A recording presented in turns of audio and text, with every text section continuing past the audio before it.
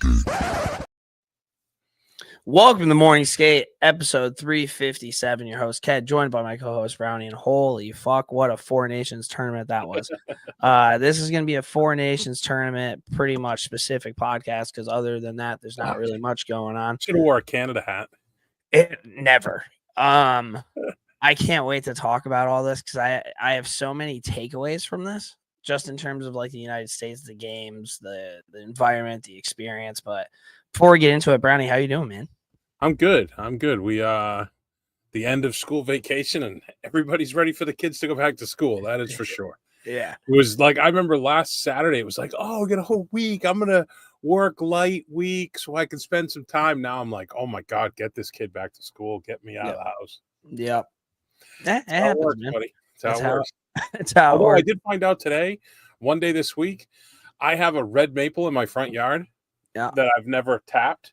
Mm-hmm. And my buddy Al and Natalie, the ones who did the cider press, they are going to show me how to tap it, and I'm going to make syrup from the front yard this year. That's pretty exciting. Yeah, this just shows you how pathetic my life is. I'm like really looking forward to this. Yeah, but you'd be outside, have some beers, fucking get it done. That's not bad. You got to sit there and let it simmer. Yeah. I went to the park yesterday because they froze like. Oh, right. You told me, yeah. It was awesome. The ice wasn't that great, but it was the best it's probably been there. It was just like, it was one of those things where it's starting to get a little bit warm, so the ice was soft. Like, it wasn't like hard ice. So like every stride you took, you could literally feel yourself digging something into the ice. But it was cool. Met a bunch of people, talked about the morning skate, talked about Four Nations. It wasn't bad. Actually, it's funny you say that because I met a girl yesterday because I had a fleet hat on. We went to this wolf rescue place up on the North Shore, and something to do for vacation. And the girl commented about my fleet hat, and then at the end, we were the last group to go through. So at the end, we were talking and told her about the podcast and stuff, and she's like, "Oh, I'm definitely gonna check it out." I'm like, "Yeah." I go, "Yeah, that was pretty cool." Yeah, we got a few followers. It wasn't bad. I can't wait to kind of get into the King's watch party that we had, but oh yeah, right. And it's gonna be happening soon here because as I'm looking, Mia Culpas is blank. Did we make history? I don't know if it wasn't. Oh wait, hold on. Let me check my phone because I might have made notes on my phone. Oh boy, from what they told me that I forgot to look at. What a tease! I know. Tease. Oh, that doesn't sound like a good O. Yeah, I don't have this information in front of me, but I was supposed to follow up on Fink with Ottinger playing versus resting. Which would he rather? That was one, but he didn't play anyway, so it was rest. So probably good. He played one game. Oh, he did? Yeah, but I want to talk about that too because I thought it was stupid that he played that game. Math save percentage. I guess I must have mixed up math somewhere. And then the Nordique symbol. It's not a fleur-de-lis. It's actually the Nordique symbol. So those are mea culpas. You don't have to play the music, but that was relatively minor. All right. Well, let's kind of hop into it, dude, and let's talk about the Four Nations, man. The USA, the Canada championship game, which is what it really was all about, anyways, right? Yeah, like looking back, taking a step back at it, like it was cool that Sweden and Finland were there. Sweden didn't lose in regulation, like they still had a good team, but like if you look at it. Like it was the tournament of USA and Canada. Like it was North America nation tournament. I would almost rather, and they would never do this, I don't think. But if they did like a best of 7 series, like that would be fucking sick, or best of 5 or something. I don't know how they could do that with the NHLPA because I mean, look at the injuries that were already sustained in this tournament. Yeah, it was. I'll say this, man. Like I had some good years of the Rangers making the playoffs. I mean, they haven't won a cup since '94, but we've had some good runs, right? Like where you get fired up and you're ready to go. And like, dude, USA Canada was that, if not more. Now, I haven't had a Rangers Cup final in a little bit of a long time, but that USA Canada, dude, when they played the national anthem, I'm standing there and I'm literally ready to run through a brick fucking wall. Like rock hard, dude. And I'm looking around and nobody's saying a fucking word. Everybody's just dialed in. Shout out. You were at the bar, right? Yeah. So shout out to King's Tavern for hosting the watch party. It was pretty cool. Like there were no tables. They were all reserved. Like it was fucking packed. By the end of the second, people kind of cleared out, but it was a Thursday. So I can kind of get home for, the third period, whatever. There's still a pretty good group of us, probably like 20, 30 of us watching all the way through. But it was packed. It was awesome. It was pretty fucking cool, dude. Now, correct. The last time we did a podcast, USA played Canada, correct? Or we not talked about the first game?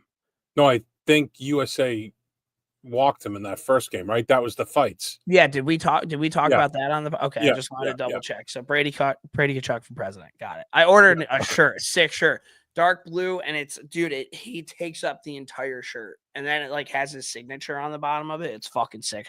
This occurred to me. I wonder if Brady could, and I know Matthew said all the stuff after the tournament and stuff, but I wonder if Brady Kachuk would have had the emotion he had if he ever has had a taste of the playoffs in his NHL career. I think so. I think that those kids are built different. I agree with that to a degree, but I just wonder if it would have tempered it a little, because he was like out of his mind. Where it was unbelievable.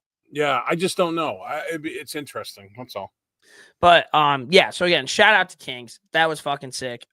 A funny story about it. So I walk in, dude, it's packed, and I brought that Freedom Funnel. That like. Oh yeah. So I get there, everybody's like, yeah, kid. Like I get to the table and I walk up to the bar. So I have my mug, which is like a big beer, and then I got 2 Miller Lite cans. Oh, is it one of the places where you have your mug there? Yes. So I have a mug. So I got a mug and 2 Miller Lite cans.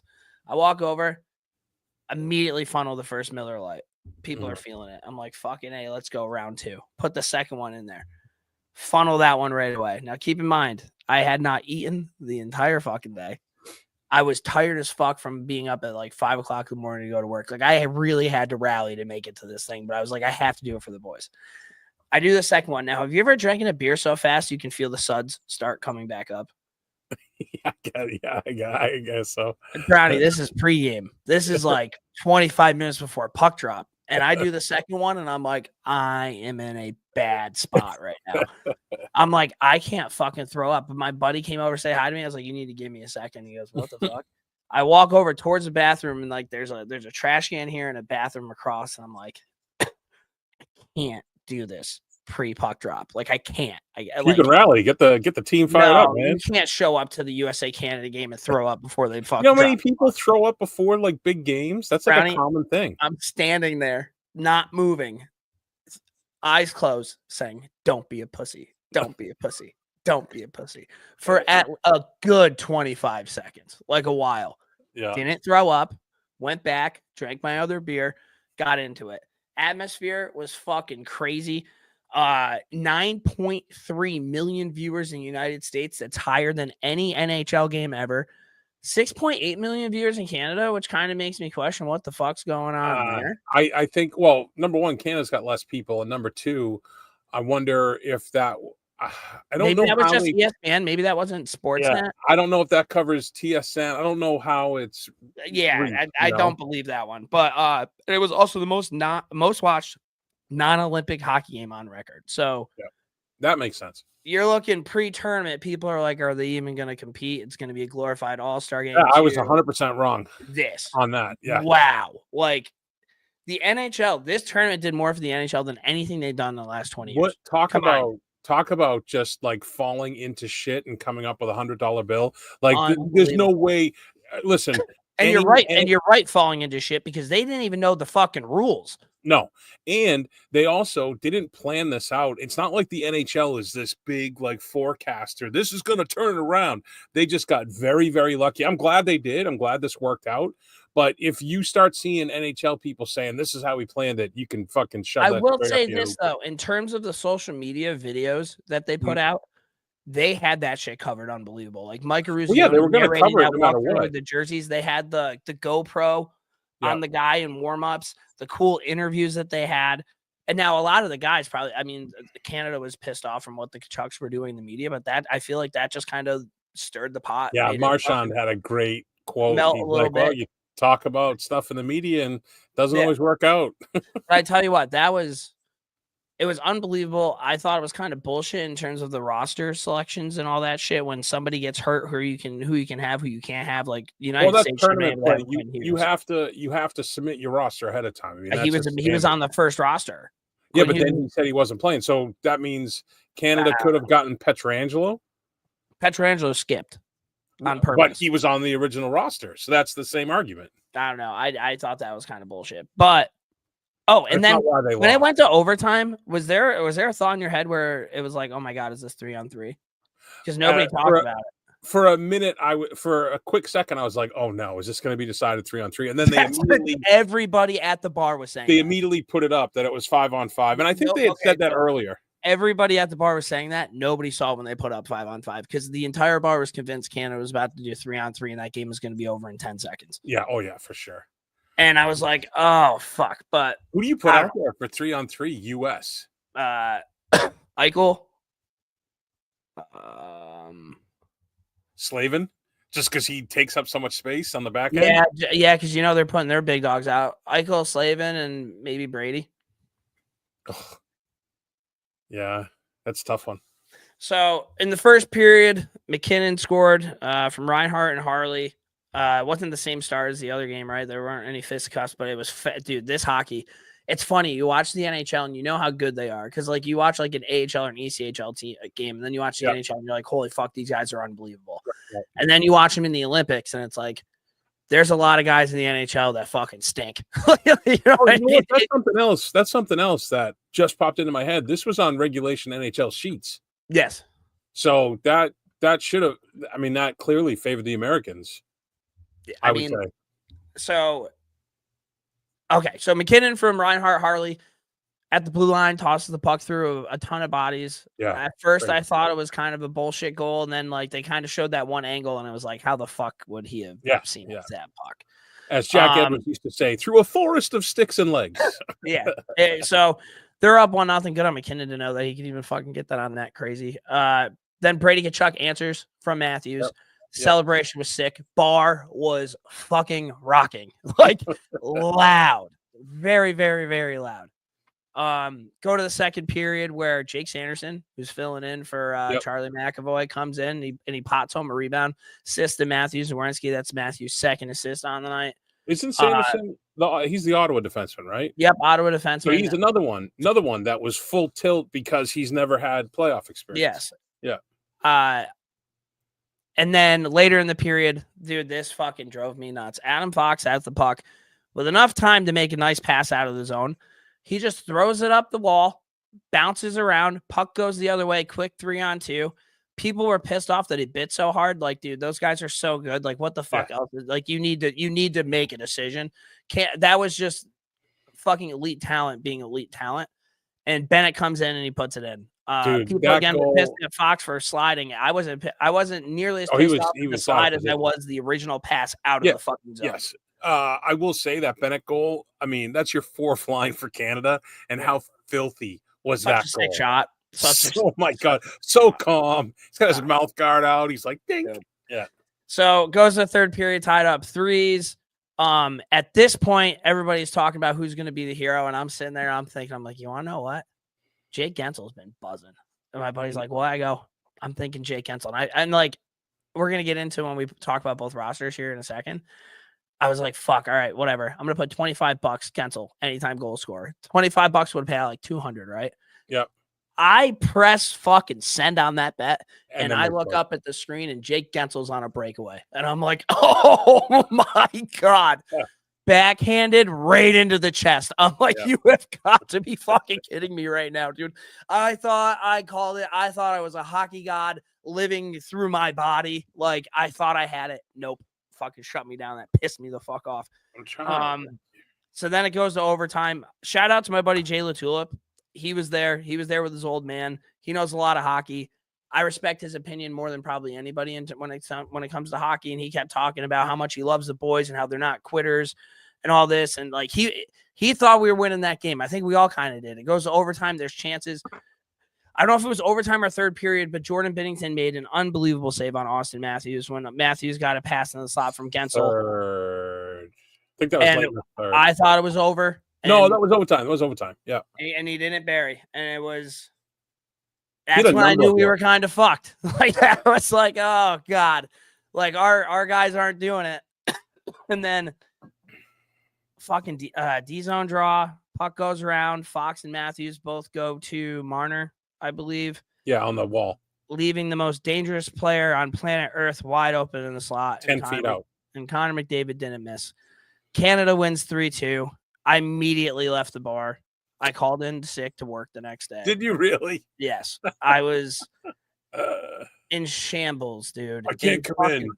In shambles. I was also wrecked.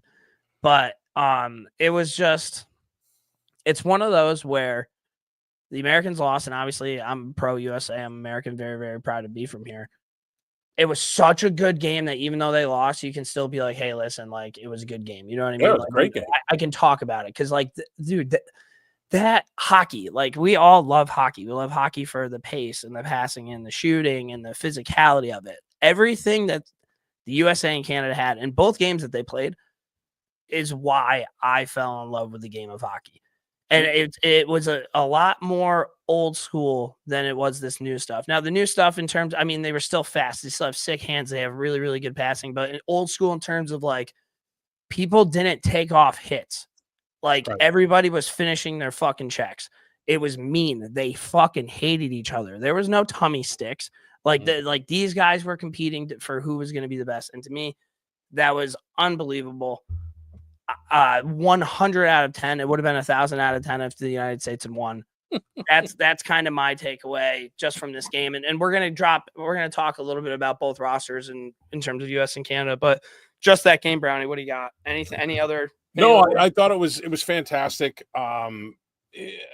my hatred for Matthews and some of the other players, just, I was in a group chat. I had picked for when we were heading into overtime, I picked Crosby and Eichel as mine. So I mean, how do you pick against Crosby? His resume, by the way, hold on. We can keep talking, but I can look it up. Passing of the torch moment too. Now that Sid's getting older. A lot of people said that, and McDavid addressed it after the game. He was like, "Sid's come to the Olympics. There's no torch passed." No, you know what it is though. Like that's essentially what it is. Yeah, no, I agree. It's just, here it is. I just saw it. Crosby will be on that team until whenever he decides to retire. Like that.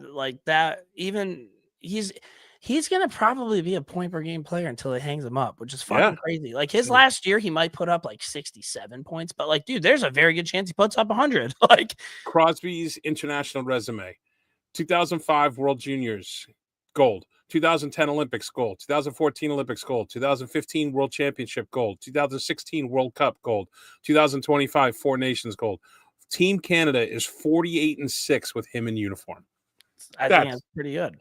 I'd say so, pretty good. And one of the best parts of the whole thing for me was afterwards. They were showing in the room, the guys came out, and Marchand came out, and Bergeron was there with his sons, and Crosby walks 21 up. 21 minutes, people. 21 minutes and 25 seconds. Crosby walks out and goes, "There's our centerman." I wonder.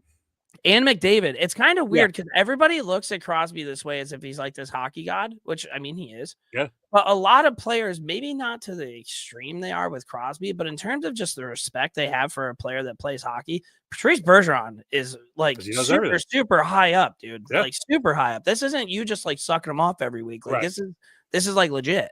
I wonder though, like a guy like Bergeron, I wonder if he said, "Hey, I want to play in this." I don't know how that works. Could he have played in this? No. I'm not saying because he's been removed for 2 years, but let's just say he retired like the beginning of this year, and he's only 3 months away from training and getting everything. I would say no, it was the NHL for Is it only NHL? Is that how it works? I bet. Yeah, I bet. Yeah. And it's just interesting. Yeah, it was pretty cool seeing him there. It's just a great event. I was 100%. I'll tell you what, I was 100% wrong about the way the players bought in, but I was 100% right that the USA ain't winning shit with Austin Matthews as captain. All right, we'll get into that. One other moment I thought was really funny, and this is something that I really appreciate. Like, I hate Jake Guentzel. Now I'm always going to like Jake Guentzel. Like, you kind of get into the background of seeing these players that you hate playing against your team, and then when they put I hate listening to interviews of players I don't like. I thought it was funny that Brad Marchand skated over and got Travis connecting and gave him a piggyback ride all the way over. It's like, when those guys play each other, they fucking hate each other. Dude, he was on a line with Sam Bennett. Yeah, it's Sam Bennett knocked him out of the game last year, the playoffs last year. and like that was also kind of something that On a really stuck dirty out hit. to me. All those behind the scene like videos that they had and shit. He might not have had a letter on his sweater, but Brad Marchand means a lot to Team Canada. Oh, yeah. Like a lot. Well, you heard John Cooper said he does, his heart's a Maple Leaf. Yeah. Like Yeah.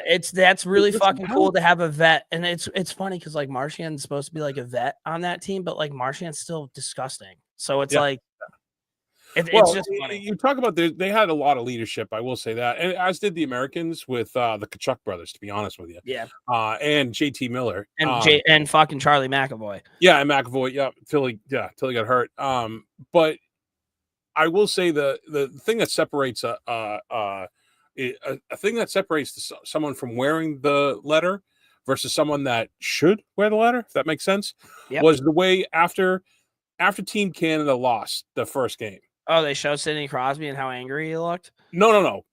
Beyond that, they showed the Canadians practice. Crosby took a time during practice to one-on-one with every single player on the roster and talk to them after that game. No shit. That's leadership, man. And that's cool. The kind of shit. Did you see videos of Austin Matthews talking to anybody during the game? No, I didn't see any video of Austin Matthews really. Like, you mean a big game in Boston and Austin Matthews doesn't? Right, we'll get into it. We'll get into it. Well, let's hop into Team USA right now. So, like now, I just have a quote that I'm going to read that Dylan Larkin said. Oh yeah, that was a good one. And then we'll just kind of briefly go through every person on the roster, what we thought, what we like, what we didn't like, get it out of the way. So Dylan Larkin, we've had a tough time with USA Hockey getting guys to play in the World Championships. Guys who are at home watching this, I hope they're wanting a piece of it. They've got to go to the World Championships and prove themselves and play for their country. We've got to start winning that tournament. And I think that's where, Canada, those guys go and they play. And that's where it starts. Pride for your country, pride for your flag. Putting that crest on and going out for a game is just an unbelievable feeling. This grew the game really well, but I hope it pushes guys to want a piece of this. USA hasn't won that tournament since like 1960. It's been like a really, really long fucking time. I like that. Dylan Larkin, I'm going to start with him on the roster. I have it alphabetical, but we can just start with him. No, that's fine. I knew he was a good hockey player. I didn't know how I felt about, dude, he's a dog. I think every team in the NHL would give a lot of shit to have a guy like Dylan Larkin on their team. Yeah. He worked fucking extremely hard. He's a 200-foot player. He gets into fucking scrums after the whistles. He has like 12 power play goals this year. He wasn't even on the peeper. They interviewed him about having a role, and he's like, you just got to buy in. You got to do what your country and what your team asks you to do. He is the ultimate teammate. Like Dylan Larkin. He'll play wherever you ask him. Yes. He'll penalties. He'll play third, fourth line. Score goals too. He's fucking good. Like he hold on one sec. Sorry. Someone's texting me. Dylan Larkin made me a fan when he bought that guy gave that guy $20 for beer that time. Dylan Larkin's, listen, there's a reason why he plays for Steve Yzerman, right? Yeah. Good call. Matt Boldy. We'll do Boldy and Faber kind of together. In terms of this tournament, Minnesota had a pretty good tournament with the guys that they have. Boldy is going to be a staple on the Americans for a while. He's skill. And Faber Slavin was an unbelievable pairing. I remember when they first announced it against Finland, they were going down the lineup. I was like, Faber kind of looks like a nerd. No, he's fucking good. Him and Slavin are shut down. Keep those guys together forever. Keep those guys together forever. Right? He played an incredible tournament. Adam Fox probably had the worst tournament out of any American, I would say. And is it weird to say that, like, I don't even know if he's, like, worthy of making the Olympic team? I put Fox. You're talking Fox, right? Yeah. I put Fox. I think Fox has talent for days. I don't necessarily know if these kind of tournaments highlight his talent. I have him down here as less minutes. Yeah, I think he's on the hot seat of not even making the team, which is pretty crazy considering when the North like not that long ago. Yeah, no, but the NHL in this is different. Yeah. Jake Gensel, fill the net, bud. You got a fan out of me now. Noah Hanifin, another guy that I didn't think was all that great. I thought he went. You didn't like Hanifin? I thought he played well. I don't think so. I don't think he did. All right. Well, I don't think he played up to what he can play with his size and length. I thought he played better than what I thought Noah Hannafin was. Oh, that's funny. Well, I think that speaks to our impressions of Noah Hannafin going in. Yeah, probably. So, as a Bruins fan, the Bruins have had a hard on for Noah Hannafin for like the last 10 years. Yeah. So he's been built up to this so I thought he was going to play like Charlie McAvoy played. Okay. And I thought he wasn't good at all. So I was like, oh, damn. Okay. Jack Hughes. This is an interesting one because when he gets the puck, you get that, oh shit, what's going to happen? Like you can tell he's fast as shit. But I can't, he definitely fell the most out of any player in the tournament by like a landslide. Every time he had the puck, he'd fall over. I have him on my cut list. No, I'm serious. It's not a tournament for him. Just like the NHL playoffs aren't a tournament for him. He doesn't have the size. He doesn't have the grit. He doesn't have the tenacity. I'm sorry. Jack Hughes is a giant fucking pussy, and he should not be on this team. If he can put muscle on, I think you might have put him on a line with fucking Brock Nelson and Austin Matthews. Oh, they did, didn't they? Yeah. Chris Kreider, it's a fucking embarrassment that he was even on the team to be in with. Austin Matthews. So this is what I'm going to say about Austin Matthews. On the positive side of Austin Matthews, I had no idea how much of kind of a complete 200-foot center he was, defensively, I guess, in terms of making it difficult in the neutral zone. I thought he played good in the D zone up until that overtime goal. And I truly didn't know that Matthews had any sort of defensive game to him. He's not going to be in your fucking face every 2 seconds, but he's just hard to play against. I was impressed with his ability to back check. That's why he should be bottom 6 in my opinion. I think hard to play against is something I never thought Austin Matthews was in terms of just again, not just the after the whistle shit. I just feel like he's such a good skater, and up until that fucking goofball play in the D zone, I thought he played well. Now, my qualm with Austin Matthews, up until that was the whole tournament, man. Yeah. My qualm with Austin Matthews is I just said all these positive things about him, right? Mm-hmm.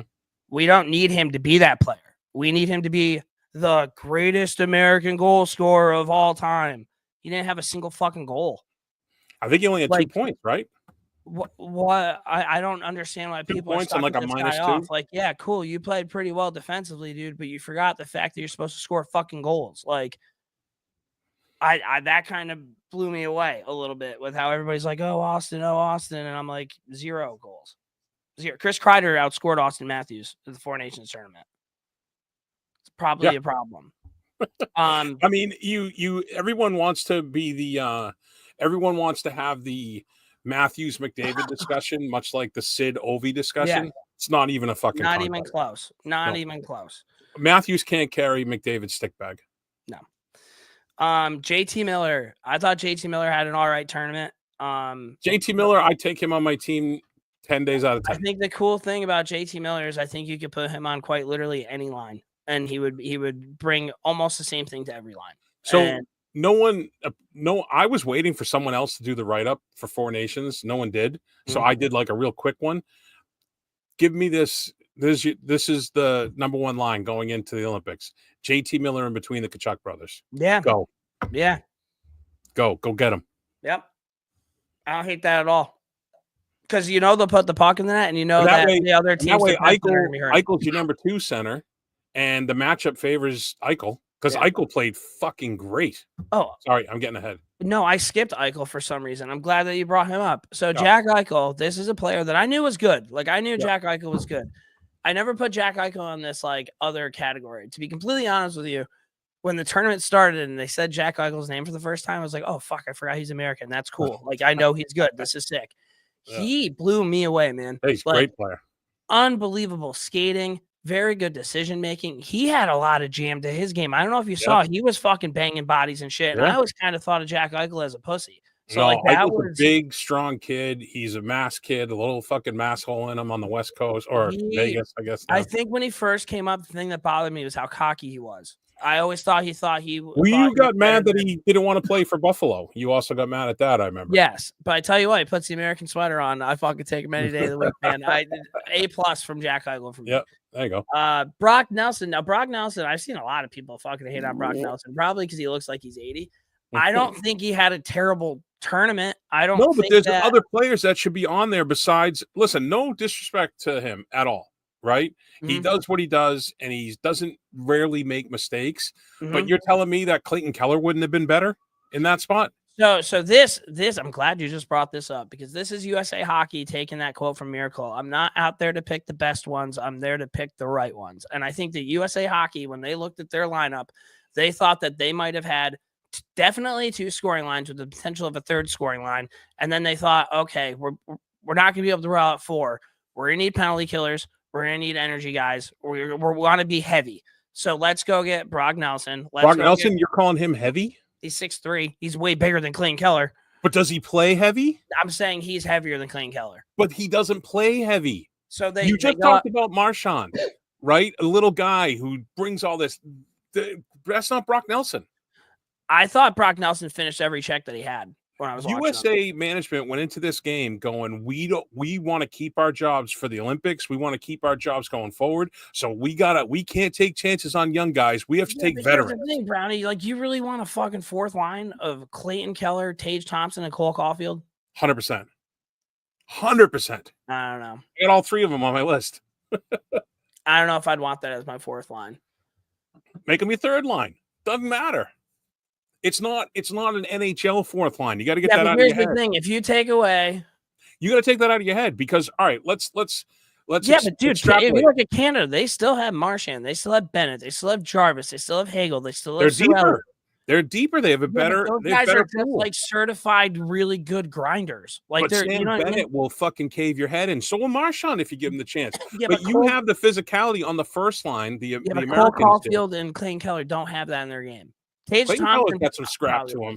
I mean, dude, Tage Thompson's 6'7". There's no reason that Tage Thompson should be on the 2nd line of Jack Eichel. So, what I don't even know. Oh, Brock Nelson. I thought he played better than what I had thought. I don't think he makes the team again, but I'm not. I respect Brock Nelson differently than I did before.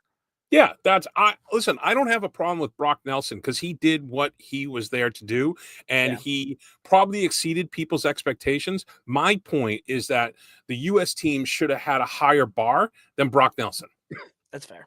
That's all. We talked about Sanderson and Slavin. Those guys had a tremendous tournament. Slavin, I think his trade value grew. Like the stock in a player, no, it didn't grow any more than Slavin. Slavin's a UFA at the end of this year. Could he have not timed this better? That's crazy. Nobody talked about that. No, because I put it into the group. Hold on. I'm almost sure I put it into the group text during the game. And what? That can't be real. I think they didn't talk about that one time. Yeah, but they're not talking about that. I think that I think Fix. Yeah. No. Well, Slavin 8-year. He's making 6 points per year. His contract, he signs on July 1st for the 2025-26 season and expires at the end of the 2032-33 season when he'll be 39 years old. So Fink said on the last year, I thought he must have meant on the first year when he wrote that, when he texted him back. But, I mean, Fink. What a player. The Kachucks. Yep. Brady Kachuk's probably going to go down as my favorite hockey player of all time, all said and done, if he continues this. So let me ask you this. Should Matthew Kachuk have not played? No, I play him.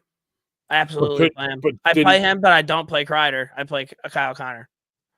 Yeah. Matthew Kachuk on the bench is going to mean more to you than Chris Kreider on the ice. That's how I would have looked at it. There's the fucking – you want to do a T-shirt?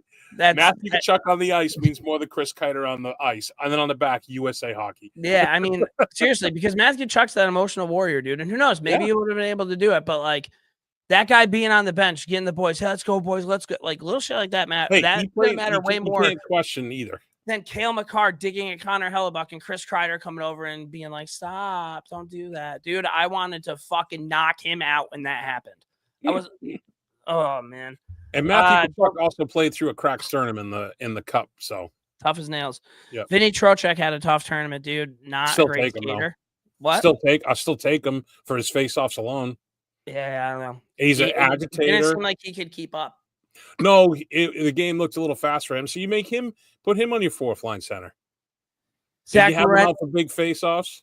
Zach Werenski, I thought, had a tremendous tournament. That guy, man. If I could skate like him for like a week, give me that for like a week, God. Let me skate for him a week, and I'll play in every fucking game I can find.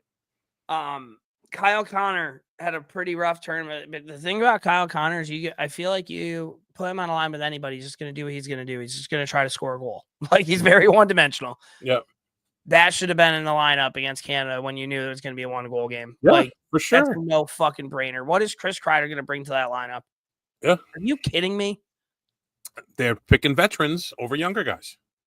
Safety. And then we're missing Quinn Hughes. Again, I mentioned him earlier. It would have been nice to have him. And then my only other thing, so when all this shit was happening and they said Quinn Hughes going to come, the emergency defenseman that they picked was Brett Pesce, and the emergency forward that they picked was Tage Thompson. Defenseman-wise, I'm not even talking emergency defenseman. I'm talking being in the actual 6 defenseman originally. Where's Ryan McDonough?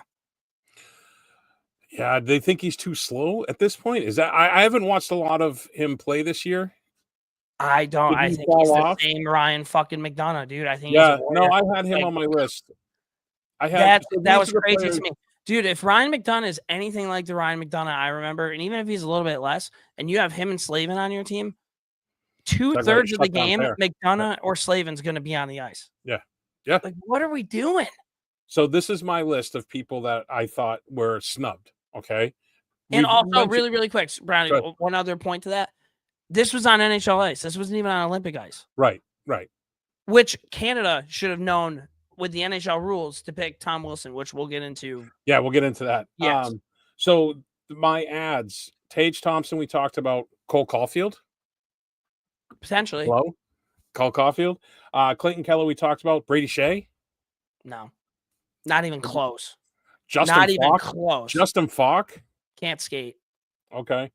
McDonough I had, and then also John Carlson. That was one that I was like, dude. Yeah, like, what are we doing?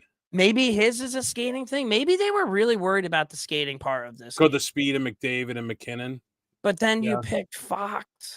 Yeah. And Nelson, and it's like, they don't really have wheels. I don't know. And then goaltending, we talked about it, but it doesn't fucking matter because it shouldn't have been anybody but Hellebuck in the net the whole way. Yeah, so the only qualm I have with goaltending is I think they wanted to give him a day off for that game. Yeah. Why weren't they play Jeremy Swayman in Boston? That didn't make any sense to me. Swayman's numbers. Yeah, I understand the point of it, but who knows? I mean, to get the crowd into it and shit. Yeah, I don't know. Oh, he wasn't on the list. Charlie McAvoy is a fucking legend. An absolute fucking legend. Yeah. Legend. So he's probably my favorite defenseman in the NHL. So this is the qualms of this tournament, right? Is that Charlie McAvoy got hurt against Finland. Yep. And I'm not dirty fucking play, by the way. That was by Joel Armia. Did you see it? Oh, well, yeah, I did. Yeah. 5 minutes ago. Now, my question for you, Joel Armia plays for the Canadiens. There's one more Bruins-Canadiens game between now and the end of the year. Is there retribution for that hit? Maybe, because they showed a lot of videos of Zadorov and Mason Lohrei at the games at the Garden, so maybe Zadorov took note of it. For real, that was a dirty fucking play. There was 5 minutes left to go in a 5-1 game, and he cross-checks him like that. I think I'm going to be tuning into that. So the Bruins and the half to each other anyway. Yeah. Well, here's the thing. So I want to make sure I say this properly. I lay no blame on Charlie McAvoy, okay? For his decision making, because he's like 25 years old.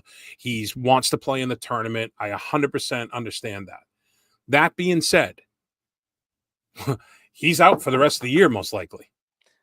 Per reports that I looked at this morning, he's out most likely for the rest of the year because he was hospitalized with an infection because he got hurt in Finland, played in Canada against Canada the first game, was a fucking beast and aggravated.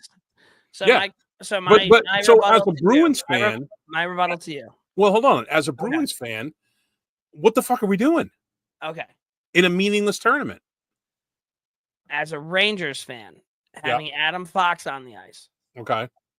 We are pretty much similar in terms of making the playoffs right now, I think, correct? Bubble teams, both, yeah. Not buyers, not sellers. Just, are we going to make it? Let's wait. You lose Charlie McAvoy, let's say, for the rest of the year, right? Yep. And we still have Adam Fox. Yep. If the roles were reversed and Adam Fox kicked ass that tournament, it was unbelievable, but got hurt, and now he's out for the year, and McAvoy did not have a good tournament and he's still playing, I would rather have that. Like I would rather I agree with you. I agree with you that point 100%, but that's not my point. My point is that he could have torpedoed. I mean, the Bruins aren't doing anything anyway, so it's kind of a moot point, but it's just I'll never get mad at somebody for playing for their country ever. And no, that's going to come back and bite me because it's perspective, dude. Like, what if the Rangers were a wagon this year, dude, and everybody was clicking like a motherfucker? This could be our year, and Adam Fox is out until next year with something like that. I'd probably be a little pissed off. But at the same time, it can't be. It's the United States. It's red, white, and blue. Fuck Canada. Sorry. All right. Are we doing Canada now?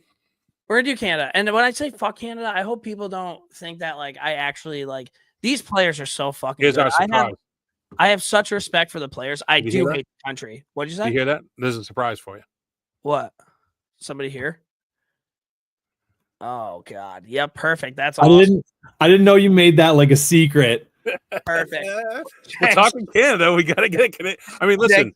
I got a foot. I have a foot in both. Hell yeah, dude! As I'm almost a dual citizen, but we had to go full bore, and Kenton's too nice. We had to get Banks. In fairness, I did waste my opportunity to be an asshole on Disco like 2 days before.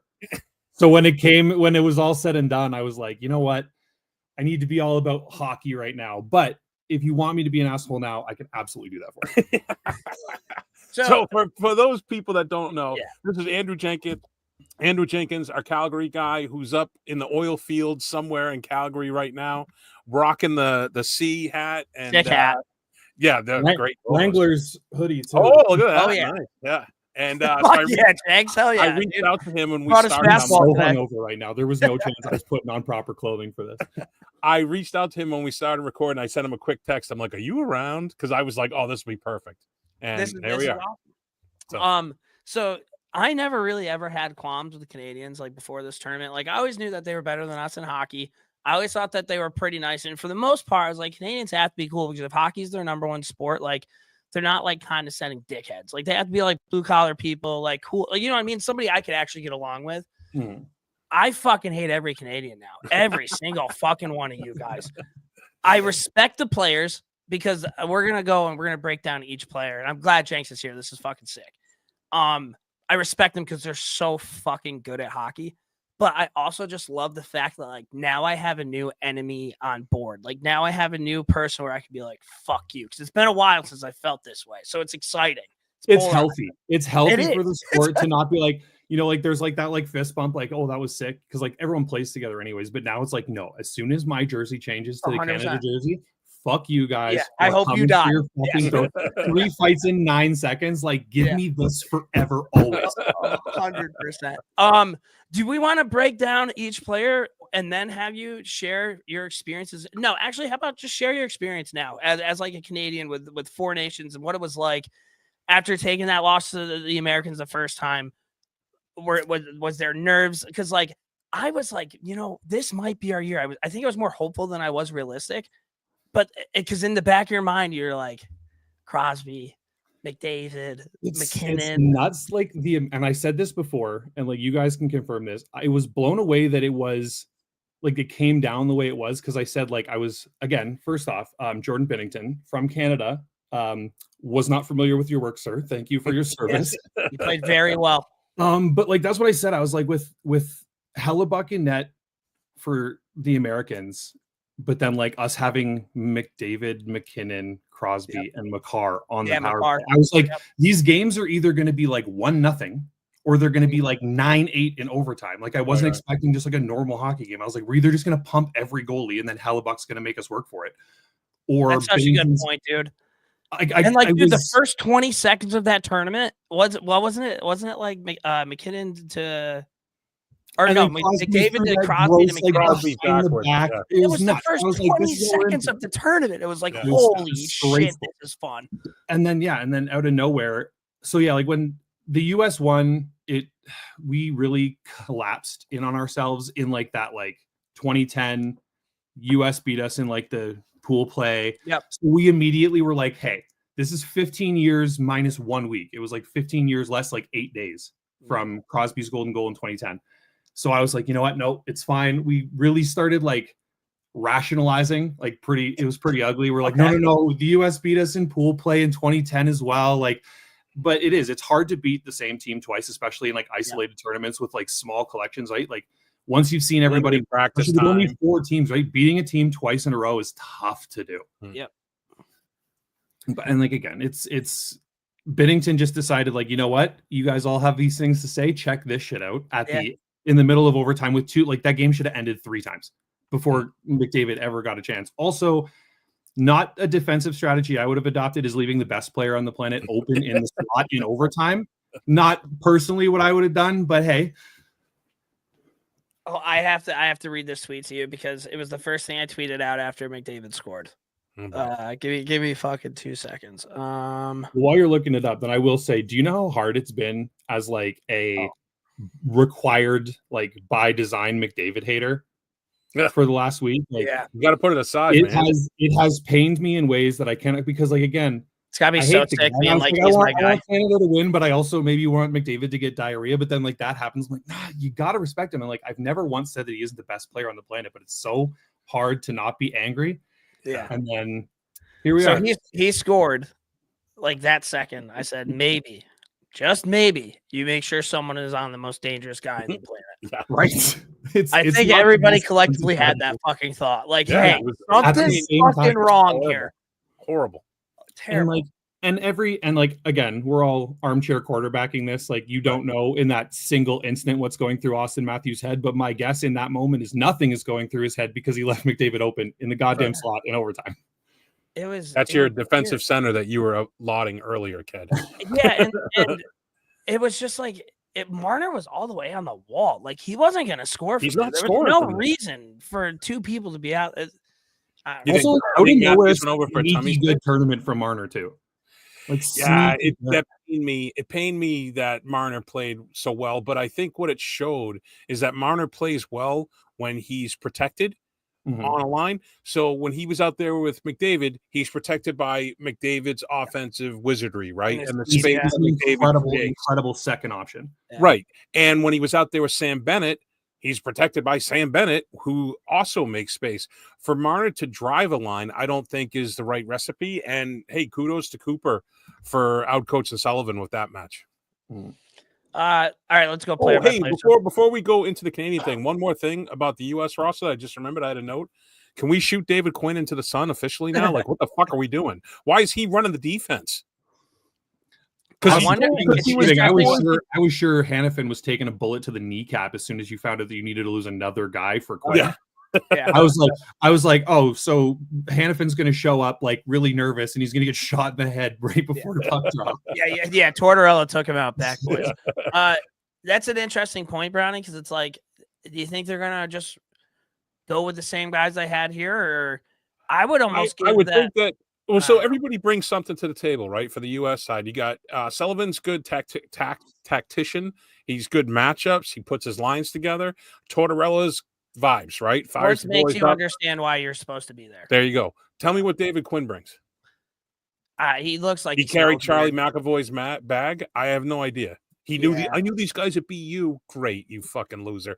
You want to talk about failing upwards? That fucking guy. What has he done to keep getting jobs? What has he done to keep getting jobs? The ultimate like pick me girl who I know rather than what I know energy. Unbelievable. Yeah. Fucking starts at BU, goes to an original 6 with the Rangers, then goes to San Jose. Was Celebrini with him in San Jose? No, he was before that, I think. With a I don't know. Yeah, no, it's a good point. But all right, Sam Bennett. We talked on him a little bit before. Dog. Yeah, tough as nails, man. Every team in the NHL would take him. Punch you right in the mouth and kiss your girl right in front of you, and then blow you a kiss. That's the kind of guy. Naturally, he has discipline problems, so we here in the Sea of Red said to hell with them and sold them for a bag of peanuts. Yeah, what was that? A lot of former Flames out there. That's pre-me. That's Chicago Blackhawks era Jenkins time. But I've caught up on all the lore from pre-me in Calgary, and like it still hurts for a lot of like the true like diehards because everyone here is in one of 2 camps. Like you're either living for the right now, and so we lose 2 games in a row, and it's fire Huska, shoot Vladar into the sun, which I'm a shoot Vladar into the sun stan as well. But really, okay, Dustin Wolf should play every single game if Celebrini didn't exist, he would be favorite for the Calder. Like it's okay, big on him. But then the other half of the Calgary Sea of Red is the like, hey, there's a plan in place. Let's grind. Let's do this thing. We have a culture here, whatever.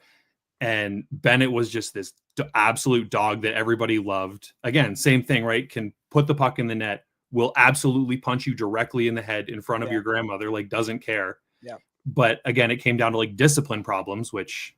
What does that mean? Exactly. He's out ripping it up. That's what it means.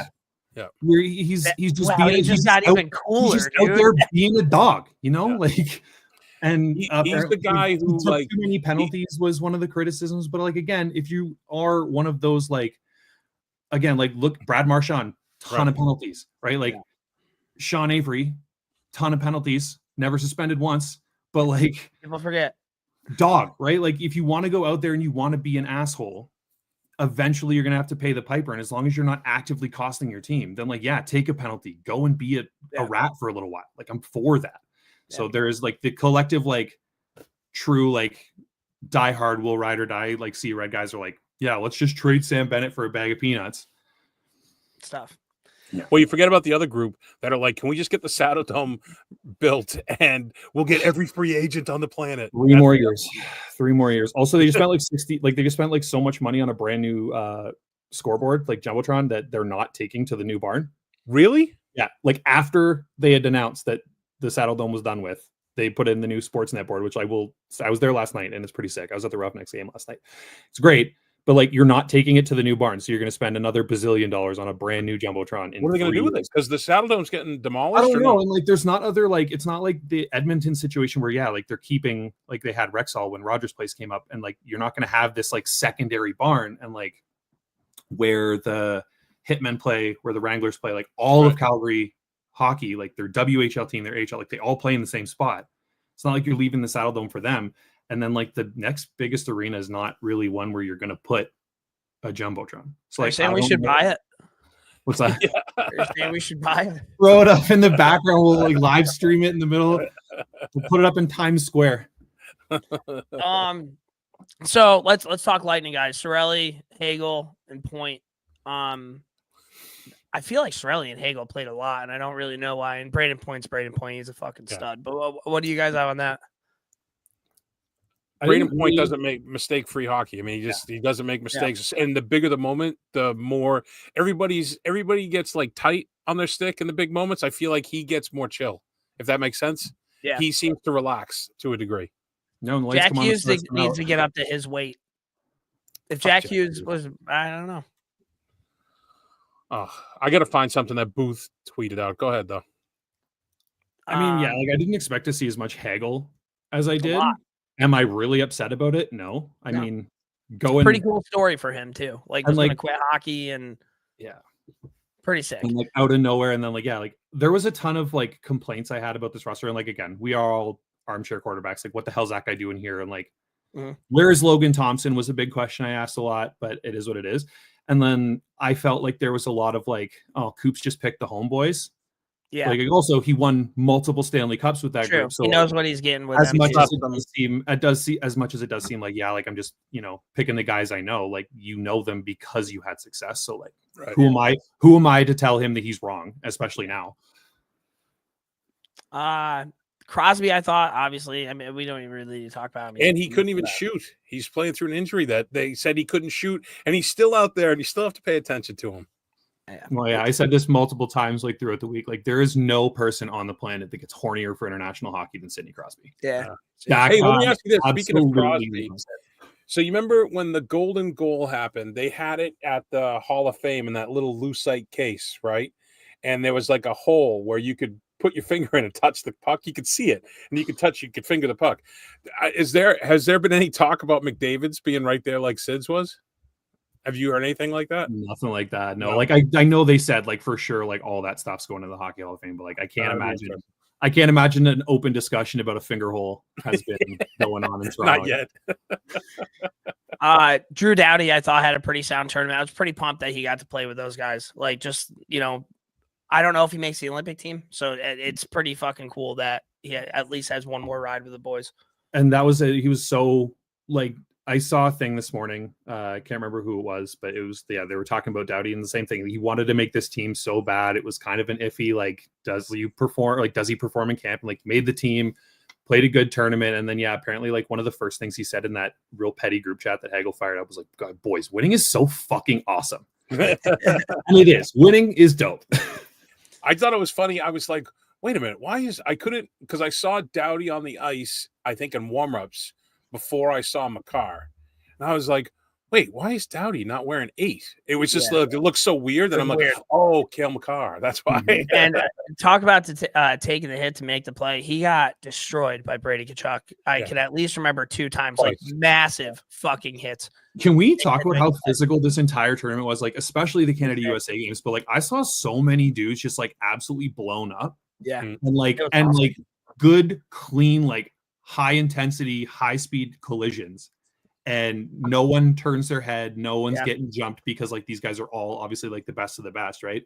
But like I'm like, we need to bring that back into like the NHL game, because like someone gets blown up like that in the corner in like a random regular season NHL game, like you're getting jumped, we're gonna have a scrum and then it's over with. And like, on a clean hit too. It's the stupidest thing. I agree. Like, we need to stop self-policing clean hits. There wasn't really that many dirty plays I can remember from forward. Like I only know of one that Armia hit on McAvoy was fucking disgusting. Other than that, like, and I think that probably leans into like a lot of like why this was so goddamn entertaining to watch, like from the word go, is that like I think everyone was so cognizant of like not wanting to cost their team, but also wanting to play with that edge that like we found that like late 90s, early 2000s, like high intensity, like big clean open ice hits, like grinding in corners, and we're not trying to cost our team and like run guys, but like at the same time like we need to play with this edge because like one mistake's gonna fuck us. I wonder if McAvoy would have played if the Bruins told him that he couldn't. Wait, what? I wonder if McAvoy would have played. Like the Bruins said that McAvoy couldn't play. Essentially, is that kind of came down to. I wonder if the Bruins he couldn't move his shoulder. You're talking I about don't know, Canadian man. game. It happened against Finland, and then he went out against Canada and fucking blew everybody up. I think he re-injured it in the Canadian game. To be perfectly honest, I don't know. He was in one of those shoulder. What do you call those? Sling. Those shoulder wrap slings. In the behind the scenes or whatever in the videos and shit, McAvoy was kind of always in the background of the camera, so I just kept looking at him. Didn't look like he was in any sort of pain or anything. They probably had him on all sorts. He's all of shit. doped up. Yeah. Did you see the video when he announced like the lineup and then everybody leaves and he starts like breaking down crying and both Kachucks come over and JT Miller come over and like hug him? Like Charlie McAvoy is fucking Red Wing. There's your leadership though. That's your leadership. Where was Matthews? Yeah. Back to Canada. Sorry. Thomas Harley. Thomas. Yeah. My new number one most hated human being on planet Earth is this fucking asshole. I'm gonna be honest with you, like, and again, Fink's my guy. Yeah. I couldn't even tell you what team Thomas Harley played for before I heard his name this week. Yeah. Like I was like out of nowhere, I heard Thomas Harley when like again, Homer bias, but like where the hell was Mackenzie Weegar? Yeah. Like why was he not even like remotely discussed, right? Like, and that again, armchair quarterback, he also had a great tournament. So like again, foot in my mouth. That's what you can expect from an American boy from Syracuse, New York. Yep, it's true. Fucking asshole. That's such a classic Syracuse Stars like fucking thing to do. Apparently he didn't make any of the US camps and his parents are Canadian or some shit like that. So he's like, well, fuck you. Yeah, and then went over there. Good on him. Listen, if we want to start talking about stars, we should be claiming William Nylander was born like 20 minutes from where I'm currently sitting right now. Yeah. I want Willie Styles in Canada now. That'd be crazy. Jeez, I wonder if he's like, oh, should I? I gotta turn that off. Seth Jarvis, you guys talk. I gotta turn this off quick. What? Seth Jarvis. Seth Jarvis. I don't know, like the nice thing is like because a lot of these guys were like dudes on their last run for me, right? Like not their last run, but like you have the Crosbys, you have like the McKinnons, like guys who've been doing this for a long time, the Dowdies or whatever. Like Seth Jarvis was like a treat because like I know that I get to watch him for like the next handful of international tournaments. And like this is like it's going to be him and like McDavid are going to be like that like consistent who we see from now on. And again, like I don't think anyone had a bad tournament, so like I don't want to keep saying like, oh yeah, he had a great week, but like he did was kind of one of the bubble great weeks where like he wasn't really noticeable, but again, like didn't do anything that made me think that he didn't deserve to be there. Well, you have two forwards, I think, that are going to be really gunning for spots on next year's Canada Olympic team. You're going to have Macklin Celebrini. Yeah. And you're going to have Connor Bedard. Yeah. And where I do know they there was a lot of people that were like, where are these kids? Where are these kids? I'm like, but like they're kids, right? And like, again, let them enjoy like their first or second all-star break, right? Like Connor Bedard didn't get the week off last year. Like these guys are going to be at the heart of Hockey Canada for the next 20 years. Like let's ease them into it. Like let's not take a 19-year-old or 18-year-old Macklin Celebrini and let him get elbowed in the head in a Canada USA game and be cooked forever. I will say it's a different vibe, like we were talking about with the Team USA playing the veterans over the youngsters. It seemed like a mistake. But with Canada, it doesn't seem like a mistake, if that makes sense, because I feel like the veteran guys on the Canadian roster are operating at a higher clip than the U.S. guys are. Yes, 100%. This does sound like, again, like a ton of homer bias, but I do think that there's a lot of value in like the like whole act like you've been there before. Like every vet in Hockey Canada has been there before, time and time and time again, right? Like Crosby has been around international hockey since I was in like the 4th grade, and like I'm a young person. And like, I would say though, if you're talking about Bedard and Celebrini, it would have to be Jarvis and Konechny. What about is Mark Stone that good? In the role that he was playing, yes. But he would be one of those guys that he'd be more towards the Brock Nelson comparison than he would be to the Sidney Crosby comparison. We talk about the fact that Brock Nelson is a 400-year-old vampire. What was that photo? I don't know. That's all I just want to do. Dude, I saw that picture and I was like, oh my God. So I put out a meme on our Instagram and it was like, nobody told me that Brock Nelson was an earth science teacher or like something like that. And that was it. I saw two. I saw that one. And then the other one was like, Crosby wears 87 because he was born in 1987. Yeah. McDavid wears 97 because 97. And Brock Nelson wears 29 because he was born in 1829. This guy actually looks like a high school history teacher that just got shot in a Disney movie. And again, we're just ripping on Brock Nelson, but for what Brock Nelson was supposed to do, he did. Exactly. I just think that there was people that could have filled Brock Nelson's role better than Brock Nelson. And I think there was a lot of that in this tournament from like every team, was that it wasn't just like we're not collecting 20 studs as much as like the history of the, especially Canada and the US. We're not just like hand picking like this stud after stud after stud. Like we're picking guys for specific roles, and like everyone knew their role. Like Bennett was out there to create space, be a pest, come in with some intensity, and like put the puck in the net when it's there. And like he didn't try and like do anything extra. Like, what's that? That goal was sick. Oh my God, that goal was fucking sick. It's so gross. Yeah, I mean, were there any other players for Canada that you think kind of stood out? I mean, it bummed me out that we didn't get more Makar, but again, it is what it is. But like, it's so tough to like pick out certain guys when, like you have the storyline with like, obviously it was never going to be anybody but one of Crosby or McDavid that scored that goal. Yeah. Right. And then like McKinnon winning MVP because like as much as he wasn't like those single big moments, like he was everywhere at all times. And so like, it's really hard to pick like sneaky good out of that when like that's the bar we're judging against. So like I am bummed that I didn't get to see more Makar, and like you said, Bennett just came out of nowhere just with like all this intensity and like the grossest goal that like no one expects him to score. I think that's probably McDavid's backhand on Hellebuck in the first time that you guys played. They showed it in slow-mo. I'm watching it. Short side high backhand on like at 1,000 miles an hour. Effortless, dude. Like he hit that, and I'm like, this is going to be 10-1. That's the problem. Is like this is the next 15 years of my life is just watching him do this to the Flames 4 times a year. Yeah. Dude, all he did was this. He just flicked the wrist. Yeah. I take my entire fucking body trying to shovel that fucking thing upstairs, and he's boom. Like, are you fucking? Hey, if it makes you feel any better, I had a play in front of the net last week where the goalie's down, the puck was on my backhand, and I put it 3 straight in a row into his leg pad before he saw it. I couldn't even get it off the ground. I was like, "You gotta be kidding me, dude!" Last day at Pond Hockey, they had a goalie there, and they had nets. And normally we don't play with the goalie, right? So when the goalie showed up, I'm like, "Fuck, somebody's gonna get fucking drilled in the foot," right?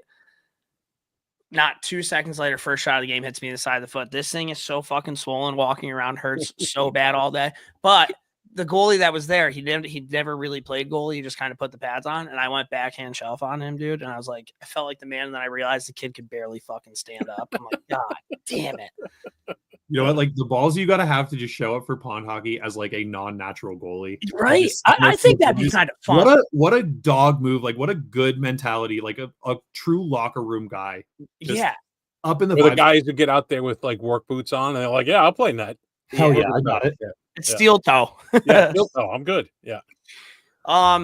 I think like the only other final thoughts that I kind of have for this was it was great for the game. It was great. Well, wait. When we're talking Canada, we have to. There's some questions I want to ask Jenks. So these guys that I'm about to list, these are my snubs. Okay, like we did for the U.S. squad. Scheifele, what are we doing? Like how is he not on the roster? Yeah. Guy absolutely flies. I know they complain about his defense, but there's enough guys to pair him with. Evan Bouchard. Another player. He's an Oiler. I don't care, but I understand what you're saying.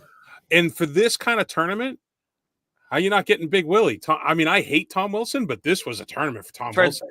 I don't think Tom Wilson makes the Olympics. No, he should have made this team. And that's I think I said this to at least 800 people over the week, but I was like, can you imagine if we had international hockey played like that at all times? Like bring in the physicality, let them scrap, right? Like, and again, those fights weren't like guys getting suckied and like whatever. Like these were they were like hey, gentlemen, that was real man like, shit, dude. Yeah, this was dude stuff, and that was it. Like I think international hockey, especially in Canada and the US, like international hockey gets that like eye roll rap where it's like everything's soft and this and that and the other thing. So like again, like let's go punch each other in the face a bunch of times in the first 10 seconds of the game. Like prove that like we are here. I'm willing to die for my country in literally the All-Star game. The only thing that would have been cooler. The only thing that would have been cooler about that first fight is if it wasn't Sam Bennett and if it was Tom Wilson. That would have been the only. Exactly, and like that's where I was. Yeah, and like that's I Tom Wilson. I wouldn't have minded seeing Doughty go with Matthew Tkachuk. Oh, that would have been cool too. Instead of Hagel, like if they went and then Brady Tkachuk and Tom Wilson went, that would, and then JT Miller didn't pick the biggest fucking mutant on Canada. Hey, good on him though, dude. Made me a fan. That was a poor choice, and he stuck in there. He tried his hardest. I think there was also a slow motion. I think he did punch himself in the face. He was trying hard, swinging so hard. You kind of knew he was fucked when he dropped the gloves, and he just started looking around for somebody, and nobody dropped their gloves. But he realized he wasn't getting help. And he stuck in there and he dug in, and hats off to the kid. That's my guy. All right. Hey, two more for you. No, just one, because Pietrangelo was on the team. Zach Hyman, I think would have been, it's a chemistry play. Yeah. Right. Well, is Zach Hyman a 50-goal scorer? No, but is Zach Hyman with Connor McDavid a 50-goal scorer? Right. So then dude, it's the same fucking argument. Yeah, it's exactly the same. And then and Hyman is better than what Kunitz was, I would think. Right. I agree. And then my last one's Nick Suzuki. I think that one is kind of along the same lines as like the younger and Celebrini's, like he's there someday, right? Yeah. Yeah. Ryder's upper body day to day. But I think with Scheifele, I think if it's a different coach, Scheifele is one of those ones. But I think honestly, that relationship that Coops has with all those Tampa guys, I think that is what pushes Scheifele out. Because again, like Scheifele is a guy on like the grossest team in the NHL right now, right? Like they started 14, 15 straight wins. Yeah. Like how do you I understand like they've cooled off since, but like they also have Hellebuck too. Exactly. Champ, right? You know what I thought was interesting? Did you guys listen to like the in the locker room speeches going into the second period? Because it was both Cooper and Sullivan stressing on how important the long change was. Did you guys see that at all? Mm-hmm. They almost said the exact same thing, but just in different words. And I'm like watching, I'm like, that's interesting. It's like, I think of it, but the fact that like that's such a big fucking deal. Well, there was some bad especially when you got like the best and fastest dudes in the world. That's what I think Cooper said. He's like, when you think you're tired, get off, because the guys that are coming on are going to be way less tired than you are, essentially. And actually, the way you said, when you said that, I wonder now if we talk about the Olympic sheet, if that's the difference maker for Scheifele on the squad for Canada. Yeah. Because of his wheels that on the Olympic sheet. Yeah. And then you have one more, Brownie? Oh, no, that was it. Nick Suzuki was my last one. I was going to say Pietrangelo, but I bet you Pietrangelo doesn't say no thanks next time after watching this. I hope they don't bring him. They're going to bring him. They want to win, dude. It'd be stupid not to. I don't like the whole... He was doing what he thought was right. Listen. And at the time, Go we ahead. all had those moments, and at that time, we all had those moments of like, all right, this is whatever. This is like, I didn't expect to love every second of that as much as I Same. did. Like, obviously, I would way rather have international hockey than the All-Star game with what it's become. It's a bit of a sham, but it is but like again, that first Canada USA game was on at the same time as the NBA dunk contest.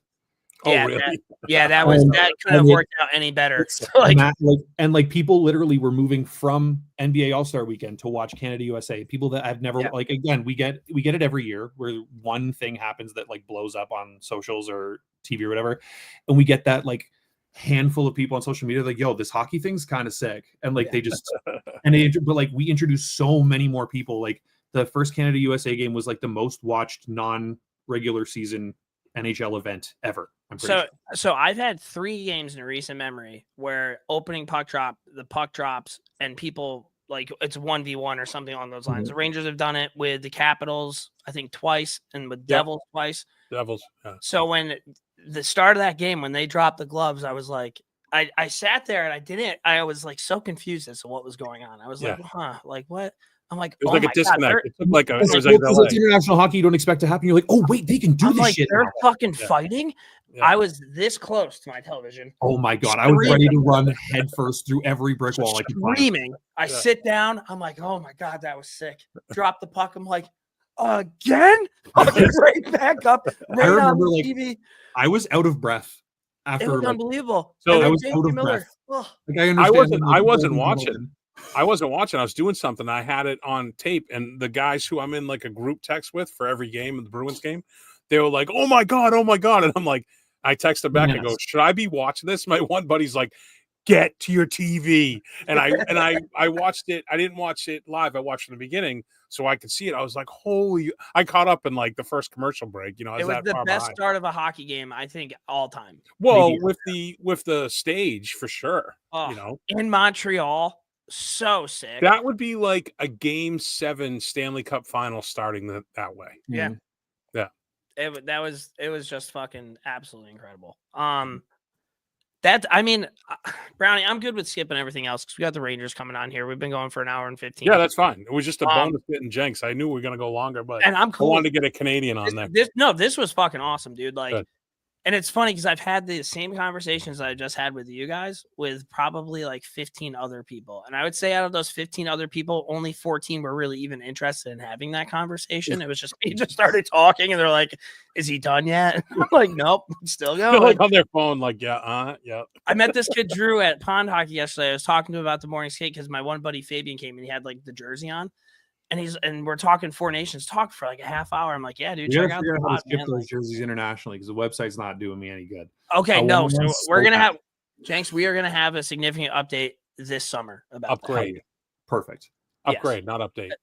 Yeah, both. It's some things are definitely in the works there. I'm gonna say 2 things real quick before you guys slow down. Number one, as much as I do want to be a dink about this, like there was no greater winner in this entire thing than the sport of hockey. And hockey so many new eyes. That was gross. And like I said it 100 times, like give me this over the All-Star game forever. Like I know the All-Star game's fun, but like, and there is, like the Charlie McAvoy of it all, and like the risk of like, is it going to hurt teams in the long run? Yeah. So how many times can they do that before like coaches and GMs are like? So I think this is supposed to be like every other year, right? Like where it's going to do like All-Star. Hold on. So next year's the Olympics, and then 2 years from then they'll do a World Cup of hockey. They do an All-Stars in 8 countries. So it's going to be, the plan is to have every 2 years international best on best between. Which I think it's cool too because it gives you a break. I want that like North America and Europe, like Young Guns and like everybody else in Europe team involved too. That'd be cool too. Yeah. The way that game started with the Kachucks and Ben and those guys, I don't think that happens if we didn't wait all this time. Mm-hmm. Like the build up for that is awesome. So I'm hoping it doesn't get watered down because I think a big reason of why this was so sick is because we haven't had best on best. Well, because and Bettman's like, we don't want that. And then a decade and a half later, he's like, hey guys, I have this idea where we're just going to do international best on best. What do you think? And we're all like, I love it. Let's do it. Every 2 years, I hope is going to be good. That's what Bettman and Marty Walsh announced. And the other thing too to bear in mind is that Bettman has been making talk about retiring. If Bill Daly takes over, it's going to be a whole different deal. Bill Daly gets it, and I think he'd be an asset to this kind of tournament and focus. Remember, Bettman's a basketball guy. That's where he came from. Mm-hmm. So About the show. with the year that it isn't international, do you think they'll just do an all-star game that year? Maybe they'll do this, which would be great. Well, I would scrap the All-Star I game. can appreciate the All-Star game if it's not every single year of like we're trying to keep it fresh. It'd be every other year. Like Every you other. can do like the hardest shot and like the way they used to do it, where like now it's exciting and it's fresh because it's not the same shit we saw last year. Yeah. Right? And the point about having a long gap between this, yes, that's what contributed to that start of that game and everybody going at it hard. But now that bar has been set, you don't think that everyone's going to remember like what happened with the Kachuk brothers and Sam Bennett and all. So now that's built on for next time. You know what pissed me off is the Kachuk fights happen. It was, I think, in between the second or third period of that game. I go on Instagram. Keandre Miller posts an Instagram story of his fiance, and I'm like, USA Hockey's playing right now, buddy. Are you there? We just had 3 fights in 9 seconds. Yeah, and it's a close game going into the third. You're American, and you're thinking about your fiance's cheeks. Are you fucking kidding me, dude? That's why he's not on the team. Oh my god, I was so fucking mad, dude. I was like. And I love Matty Tkachuk too. And like, was there a cooler moment than like Brady skating over to the bench, and them like high five or to the box and like high five? And I'm like, listen, as much as like, again, you're wearing the red, white, and blue. So like not today, but like, I was like, that's so sick, man. Right. Keith must've been so fucking proud watching his boys do that. Yeah, he was. There was like a whole thing where like Keith just was like, I'm not talking to the media. Like they're going to speak for themselves. Like, don't ask me questions. Like, I'm sure they'll tell you everything. Like he was living his best, like proud dad life of all time. And those brothers, they literally lived a dream. Like if you're 8 years old and you love hockey, and like we've all done this as kids, right? Like even baseball, whatever it is, like game 7, you're by yourself and you're just putting the puck in the net, right? Like that's your biggest dream. Like they got to say that they let off a game against Canada, back-to-back fights in a game that they won.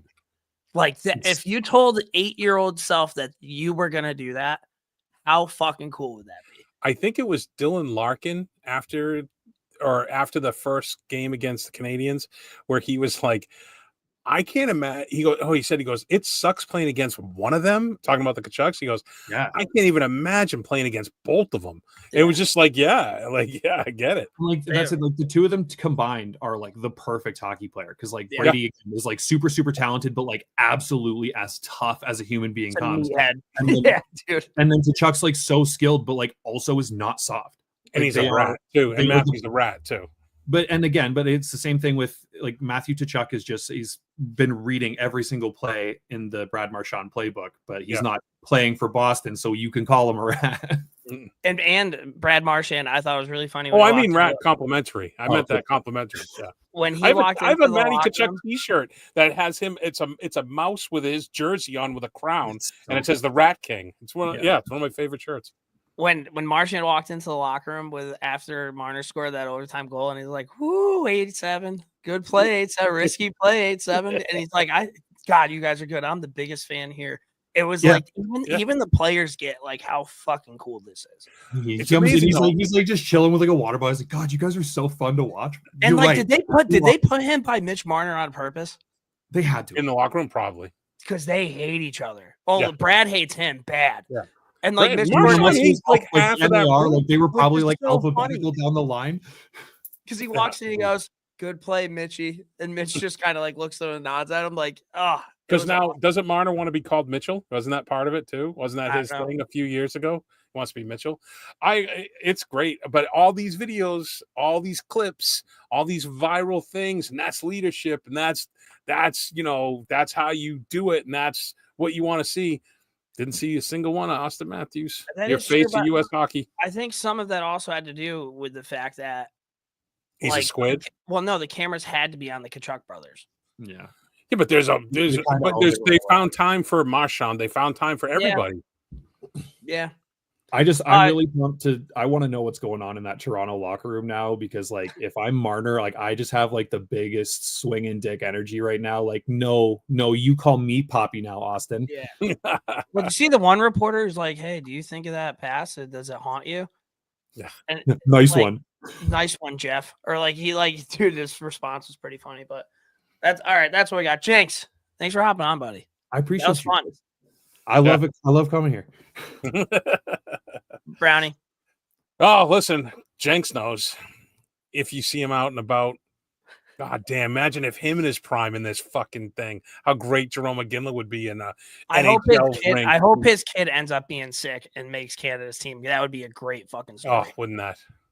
Or his daughter in the PWHL. I'll just forever be mad at Utah. Like, I honestly might hate Utah more than the Oilers just for that whole like, we'll trade you our pick that's one up, and you guys can take him one early, but we're gonna like. I was like, no, we're not. Yeah, we could have had him. We could have had little Iginla. Yeah, Utah sniper. Little Ig. Well, anyways, God bless you, Jerome McGinley. God bless you, the whole Iginla family. I mean, God, true story. Another winners, just chock full. But God bless hockey, boys. That was awesome. For sure. That was a highlight. Well, thank you guys for tuning in. We will talk to you soon. Yeah, thanks, guys. Goodbye.